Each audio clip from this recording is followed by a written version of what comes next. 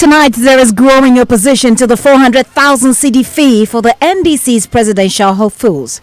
But if that same party that Ghanaians are looking forward to come to save them already begins to show signs before the contest that even within our own party, we start charging people exorbitant fees for something no more than being a party leader, then we raise questions in the minds of the average Ghanaian. The General Secretary of the party, however, says any review of the fees will make it impossible for the NDC to organize the Congress, describing the criticisms as lamentations without revelation. None of them appears to be giving us suggestions as to the way forward. Just complain. It's like when you take the Bible and you read Lamentations. Because I think that if they had proceeded to read Revelations, then they will reveal to us their new and better ways of funding. There is growing opposition in the party, as I said. Top story is brought to you by Bond Financial Services and some more. My name is Gifty Ando Opia.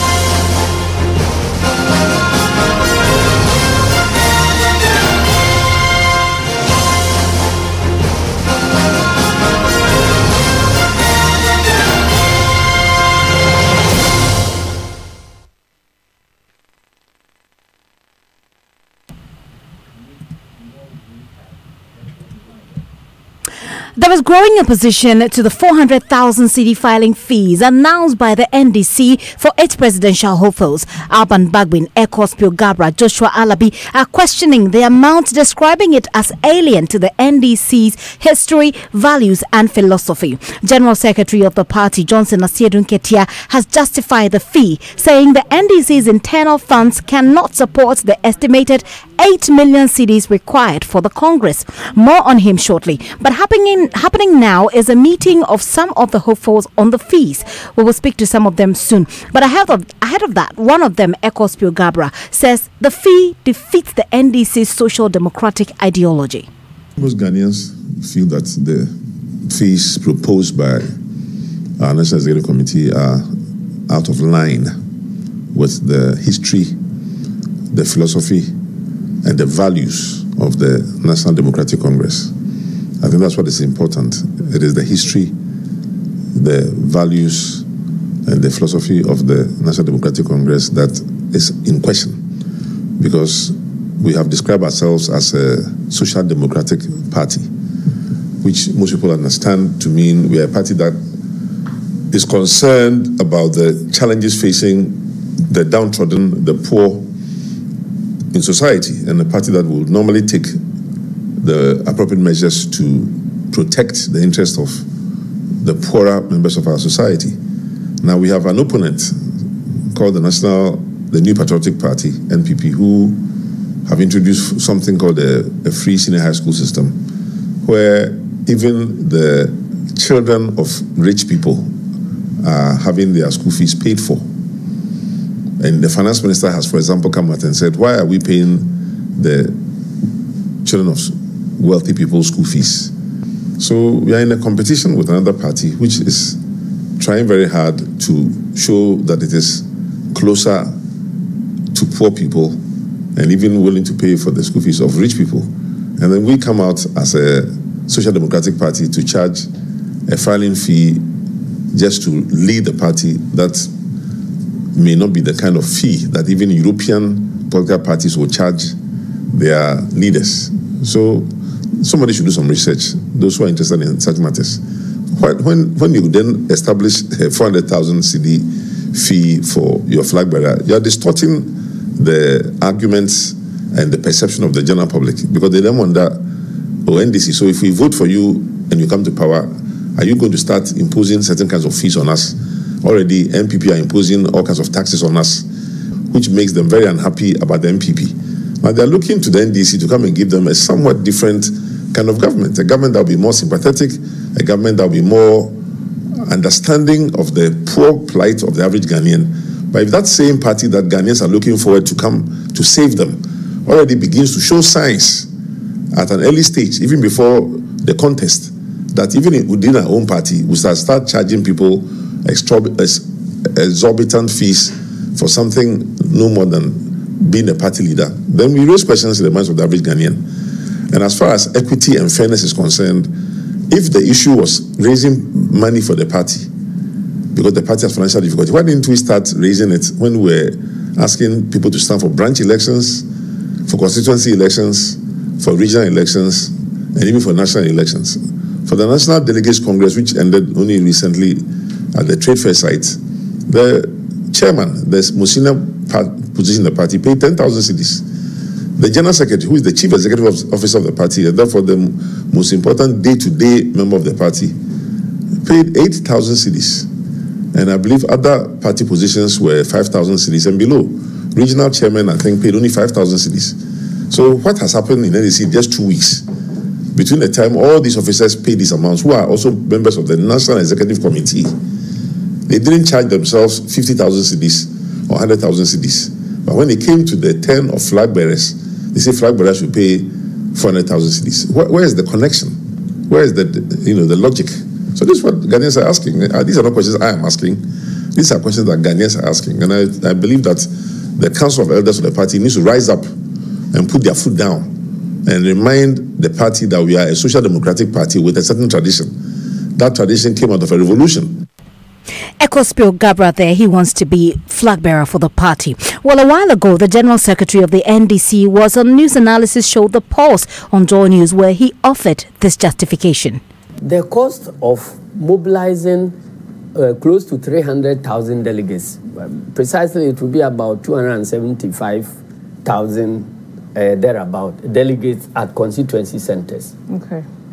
The least you will be spending in this mobilization, just moving them from their places to the constituency centers, will be 3 million. 3 million cedis. Even if you are very, very prudent, with the most prudent figures. Okay. You need to mobilize them to these centers and feed them. If you add feeding, you are getting somewhere beyond 4 million. Then you come to the election. What goes into the election? First of all, we will do printing of ballot papers for the whole country. It comes with a cost. That cost is not determined by the national executive. It is determined by the state of the economy and what they will be charging you. Apart from that, you need to engage the Electoral Commission and pay them for conducting and supervising the election throughout the country. The laws of the country indicates that the elections, internal elections within political parties are by law to be conducted by the Electoral Commission. And yet, the state doesn't seem to find any funding for the Electoral Commission to undertake this activity pro bono. We always have to pay. So paying Electoral Commission to deploy officers throughout the country and in some cases engage people who are not their staff and pay them as the clerks. That should cost you an estimated what amount? That one, I'm saying that when you put all these things together, it takes you in the range of close to 8 million or so cedis to organize that election. Okay, that's plus transportation and food. Yeah, I'm just giving you estimated figures. Right. Yes.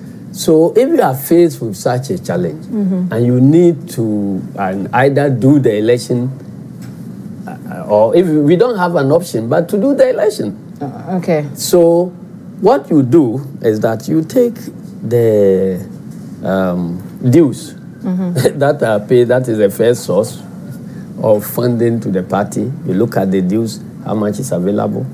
You look at donations, how much is available. And then you look at what type of fundraising activities you'll be engaging in to be able to raise the money. So how much is available? So the fundraising that we have to engage in must be led by all of us. The National Executive Committee members are engaged in our own fundraising to be able to raise money to support. And the candidates who aspire to be future leaders of the party must also play their role in the fundraising activities.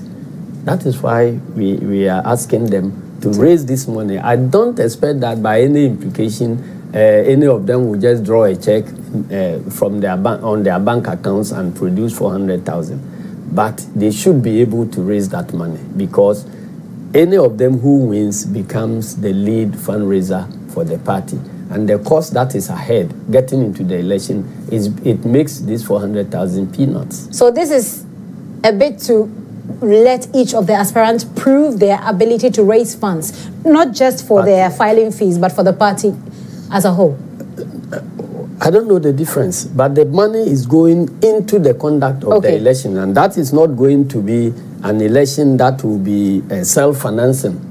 Whatever they are able to raise, the national executives will also raise some more money to supplement. Is the NDC don't let it appear as if it is the flag bearers who are carrying the total burden of raising funds. But 400,000. And I have a question here. Someone says to ask you if you know what 400,000 can do.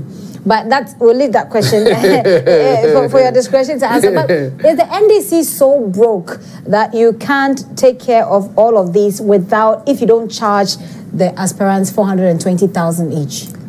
You see, first of all, we have to understand the questions we ask. When you say broke, what does it mean? You don't have money. That's what it means. We don't have money in the coffers, but these are the means of raising money. No, but hold on. The NDC, so you said you have We don't have any, what do you call it? I'm just coming to your words, using your words. You said you have to check how much the party has in terms of dues paid. You have to check how much the party has in terms of donations. How much does the party have? Does the party have... I'm sure you are not asking me to disclose the account balances of my party here on Well, your party members are listening. Most of them are texting. That is not why I have come here. But I'm saying that you don't have without this type of raising monies from the flag bearer chief candidates and from the National Executive Committee, there is no way we are going to be able to, organize the primaries, which means the NDC is broke. That is your word. I haven't said. Johnson Asiedu Nketia there speaking to me earlier on the Pulse on the Joy News channel. Well, he's also accusing the presidential hopefuls, complaining about the fees of failing to offer suggestions on how to fund the January Congress of the party. I was disappointed that none of them appears to be giving us suggestions as to the way forward. Just complain. It's like when you take the Bible and you read Lamentations alone, you just become sorrowful, and that's it. That's what they're doing? That, in my view, yes. Because I think that if they had proceeded to read Revelations, then they will reveal to us their new and better ways of funding this, Are you not mocking they're raising? No, they're raising. I'm saying that they are part of the solution, but they present themselves as if they are not part of the solution at all. They are just raising things that concern them, and they are not bringing out suggestions. That is my problem. They want you to reduce the amount you're charging. How am I going to? If the U means General Secretary. No, not General Secretary. The National Executive. Of course. Okay, the National Executive. How are we going to reduce it? Reducing it cannot happen in a vacuum. First of all, the days where we were having declarations about our flag bearer, you didn't need to bring 275,000 people to decide on anything.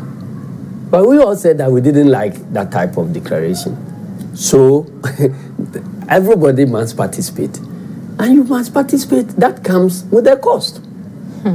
You understand? Okay. So the shortest and cheapest means of getting a flag bearer is, for instance, for us to go and appeal to our founder and say that, look, this is the party. Look at all of us. Make a choice as to who leads the party.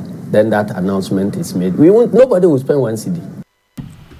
Johnson Asiedu Nketia there, he's the General Secretary of the NDC, speaking to me earlier this afternoon.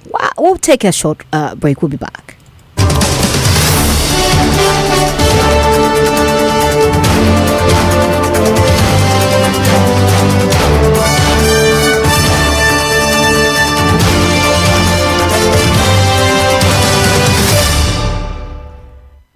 among one of the hopefuls, among some of the hopefuls is ongoing, as we know. But even before they finalize, there is an ongoing meeting among some of the hopefuls to determine what position they take on this matter. But even before that, we know that some of them are already in town soliciting support to raise the money. My colleague Elton Brobe joins me in the studio with what we have uncovered. Elton, what do you have? So what we have is one of the hopefuls, Professor Joshua Alabi. He's taking a giant step. Indeed, we are talking about 420,000 Ghana cedis before you can have your name on the NDC's ballot paper in January. Now, what he's asking for is to court his supporters to contribute towards him raising the money, first to pay for the nomination forms, and then to raise enough money to campaign across the country ahead of the January Congress of the NDC. Now, there's this poster we verify, and we are told that it is coming from his office. He's asking people to donate through a short code on all the networks, MTN, Airtel, Tigo, and Vodafone, and then donate towards the Professor Joshua Alabi 2020 campaign. And he has this message for them. I intended to tackle corruption by first tackling the funding of political campaigns. This is why I have decided to build this mass movement on the convictions and donations of the Ghanaian citizens. This is my pledge. That is my allegiance will be to you. And there's a website where he's asking people to visit and then make their donations towards his campaign, to file and then to campaign to win the flagship race of the NDC in January. Interesting. So we know that this afternoon they're meeting on this matter and they want to present a certain united front and ask for some sort of review. What do we know about this meeting? Latest that this meeting is happening at 6 p.m. All the flag bearers, I'm told, or the hopefuls, I'm told, are already seated for this particular meeting.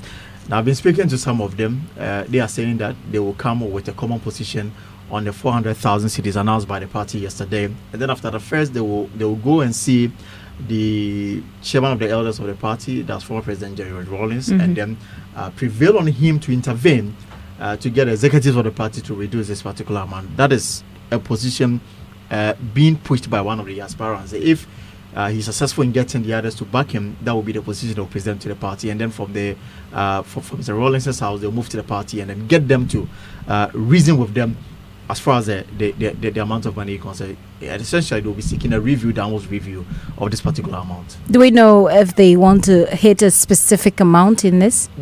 For my checks, they are unclear yet. Okay. But obviously, they want the party to come down small. Okay. Why?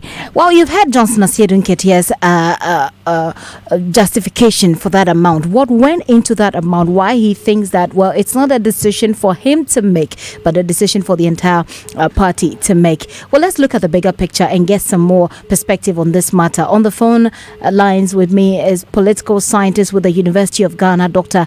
Ansah Asante. Hi, Dr. Asante.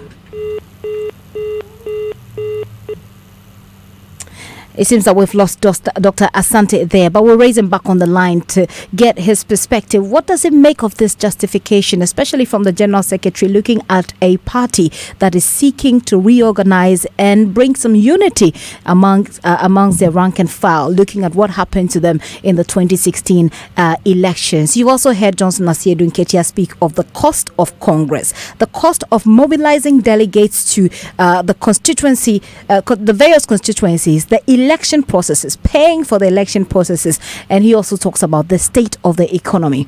Let's see if we can get a bigger picture with this perspective from Dr. Ansah Asante, who is a political scientist. Hi, Dr. Asante. Thank you very much for your time this evening here on Top Story. Thank you, and good evening to your listeners. Hopefully you listened into the justification that Johnson Asiedu Nketiah is offering to those who are calling on the party to reduce the price for the filing fees, and those who think that this is an outrageous amount of money to request. What do you make of this justification? Yeah, before I do, let me make a quick correction. My name is not Ansah, it's Kwame Ansah Asante. Yes. All right. Thank you very much, sir. Yeah, back to your question. If you look at what the NDC put out, and you want to gauge it alongside their philosophy, then you realize that there's a little problem that they need to deal with. All right? Yes, the basis of every democracy is that you give power to the people to be able to do what they want to do for their own people. So you select people based on a certain condition or certain conditions as opposed to what? Money. money. I'll take you back a little bit to the Greek politics, where in ancient Greece, where they were practicing oligarchy, government by wealthy people, monarchy, government by one person, aristocracy, government by the best and all that. It didn't work for them. So at a point in time, they decided that, look, let us have, a system that will be best for them. Before they could say Jack, the peasant who did not have any power had revolted against them and brought in, all manner of administration. The length and short of it all is that, they were able to bring a leader called Solon, where Solon was able to create a system for them where the peasants and the masses were able to be part of the political system. That gave birth to what? Democracy. A government for the people, for the masses, and all that. So here, if you want to look at it, and look at it alongside with the social democracy principles, right, you realize that NDC is getting it wrong. One of the principles of social democracy is that, look, you find solutions to the ills, the ills of society, you find solutions. What are some of the ills of society? We are talking about the issue of corruption, moneycracy in politics. When you put this figure, you are preventing people to be able to fill vacancies in the political office by the fact that you are making money a bar or hindrance to them. Not only that, but we are saying that if you look at a social democracy philosophy, we are saying that fair access to state resources is crucial. And here, look, the resource we are talking about is political power. And you are saying that before you can get political power, you need to take this huge amount of money. Well, the party has said that what they need to, what these aspirants need to prove is their ability to mobilize funds. Because even if the aspirant wins, they have to help the party raise funds for the 2020 election. So they said you need to prove that you are able to raise the necessary funds that qualifies you, first of all, to lead the party. But you ask yourself, whether is that the only way to fund a party? That is not it. That is not it. If you allow people to fund party this way, then you are telling me that you are encouraging all manner of funding, which the laws of this country will not support that. We should fund parties based on appropriate and a more, meaningful ways.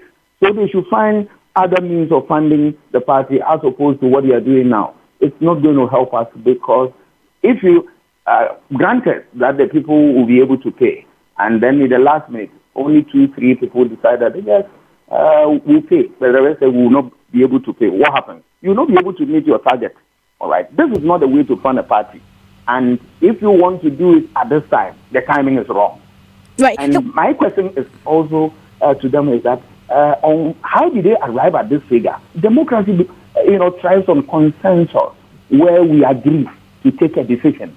Did the party agree on this before coming out with this figure? So what the General Secretary, how the General Secretary explains this is that they had a meeting. I mean, the National Executive body had a meeting, and they calculated the cost of organizing the Congress. First of all, that is very crucial. He's saying that there is a Congress to be organized. Now, as it stands now, they need that money to organize the Congress, especially because they have an expanded electoral college, and they need to take care of that. It's a difficult thing I want to accept, because if you are really organizing a party, one of the functions of a party, apart from mobilizing support, is to mobilizing resources. All right. So if you did this long time before now, you'll be able to get people who will be able to contribute to your quota meaningfully towards this cause than last minute when you spring the surprise to everybody. All right. If you allow this thing to stay, then in effect, you are getting the best materials out of political process.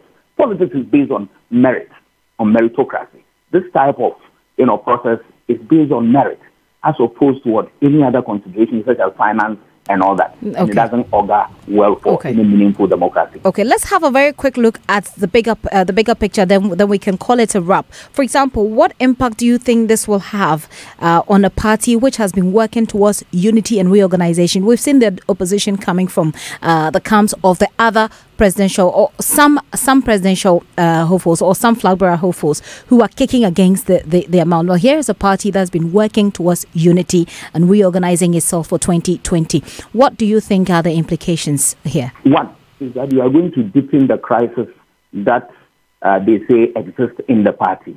That, look, some people believe that you want to favor one group against the other and all that. If you do that, at the end of the day, you are not going to get everybody rallying behind the candidate that will emerge at the end of the elections in January. So I believe strongly that they must take a second look at this and be able to bring the figure down so that people can access this resource to be able to lead their party. Right. It's in the interest of the party to do this, so that people will look at it that, look, you are following the principles of social democracy, which brings everybody online, and then you create fair access to state resources. And that's critical. They need to address this. Right. Well, speaking of which, the General Secretary has also said that people don't seem to understand when they say this as this is in breach of social democratic principles. They say that social democracy is not poverty. But away from that, my final question will be that, is it clear to you the implication that this would have for the fight against corruption in the country's body politics?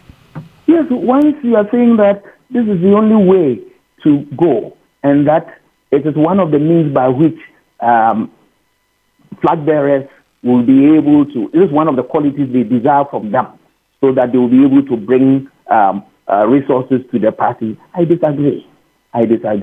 Because, look, I can get the resources for you, but as to how I got the resources, you will not be able to know. For all you know, through dubious means, and I'll be able to bring the resources and then win power. At the end of the day, those who funded me are going to have their money back. They want something in return, and that is something the party must look at critically. And then once it's a mass party, it's a social democratic party, they must do things along the lines of social democratic principles so that such inequalities will not exist. One of the principles of social democracy is that there's a conscious effort on those who adherents of that philosophy to eliminate inequalities from the system so that the system becomes the best for them. It's something that they must address their minds to. Yes. Dr. Sari, thank you so much for your time this evening here on Top Story. Dr. Kwame Asah-Sari there, he is a political scientist with the University of Ghana. Our Top Story is brought to you by Bond Savings and Loans, your success, our passion. GASM, the nation builder. Vodafone, the future is exciting. Ready? And Nationwide Medical Health Insurance, your healthcare family. My name is Gifty Ando Apia. Evans Mensah is standing by to connect with Ghana on women football. Innovative